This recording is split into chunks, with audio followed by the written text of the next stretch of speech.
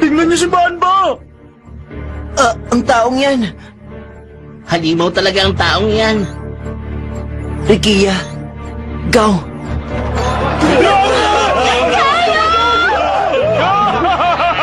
Hindi ko akalain lalamunin ng buhay si Banba dito. Pinakain lang siya ng alikabok. Ang bilis ng kamatayan niya, para siyang engon. Hindi ba taga Sour Club ang lalaking yun? Si Satashi Muro. Muro hindi ito ang lugar para sa ganyang kalokohan. Nakakatawa naman talaga yun eh. Sino ba yon? Ano? Narinig niya tayo, Muro. Kung sino ka man kanina pa pinagtatawan ng si Banba, magpakita ka sa akin ngayon. Kung hindi ka lalabas dyan, babaliin ko ang lahat ng mga bito sa harapan. Maliwanag. Ikaw ba ang tumatawa, Sena?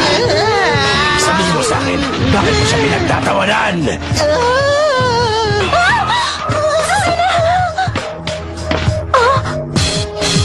Si Richie!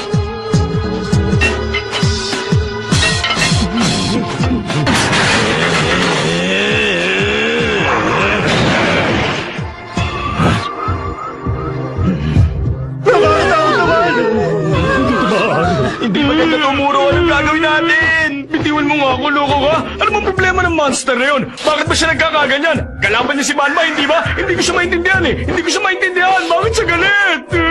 Nakakatakot naman. Anong gagawin ko ngayon? Ako ang tumatawa.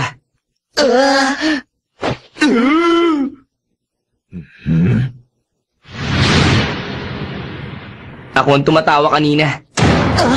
Rigo! Si Rico!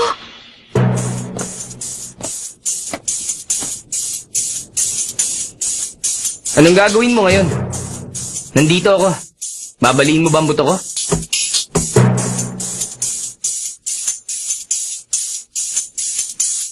Kaya ko siya. Sa laki ng katawan niyang ito, sigurado ako na hindi siya ganun kabilis tumakbo.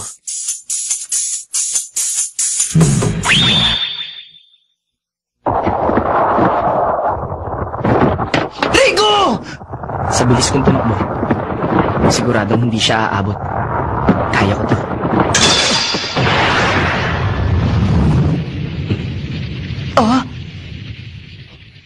Alam kong hindi ikaw yon.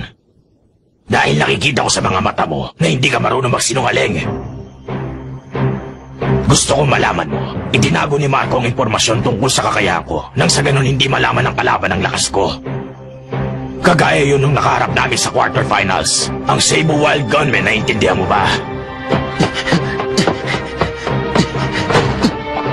Ano bang ginagawa mo, baliw ka, ha? Tingnan mo, nasindak lahat ng tao sa'yo. Hindi lang sila nasindak. Sindak na sindak, oh! Magaling! Magaling ang ginawa mo, Tol. Hindi ka nga niya nasaktan eh. Salamat sa kanila at meron ako natuklasan. Kaingutan lang naman pala ang itinatagong kapangyarihan ng halimaw na yan. Hindi maganda to. Dahil kalmado na siya hanggang sa uli ng laban. Mukhang hindi niya kayang kontrolin ang superhuman strength niya. At mukhang wala rin naman siyang bala kontrolin. Delikado sila dito pag nagkataon. Dahil sigurado ako na malaking gulo to.